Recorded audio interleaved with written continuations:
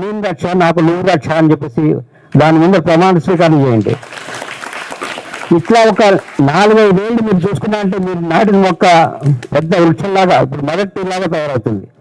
So ఆ విధంగా 35 లక్షలు మొక్కలు నాటడే కాకుండా వరంగల్ దగ్గర ఒక విలేజ్లో సర్వైవల్ రేట్ 85% సాధించారు. Average survival rate of the CGR is 55 to 60%.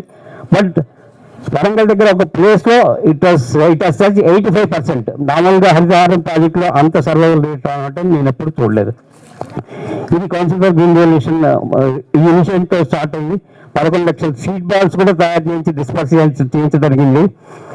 ఈ రీసెంట్గా ఏంటంటే YULP అని కొత్తగా ప్రాజెక్ట్ స్టార్ట్ చేశారు, యంగ్ ఎర్త్ లీడర్స్ ప్రోగ్రామ్ అని చెప్పేసి.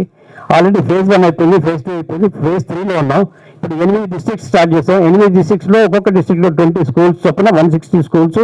160 స్కూల్స్లో ఒక్కొక్క స్కూల్లో 4 కానీ 6 కానీ 8 కానీ స్టూడెంట్స్ తీసుకొని వాళ్ళని దీన్ని మోటివేట్ చేసి ఎన్విరాన్మెంట్ని మోటివేట్ చేసి వాళ్ళు మళ్ళీ స్కూల్కి వచ్చి ఎకో క్లబ్స్ అని ఫామ్ చేసి, సపోజ్ మీ స్కూల్లో 8 మంది స్టూడెంట్స్ సెలెక్ట్ చేశారు.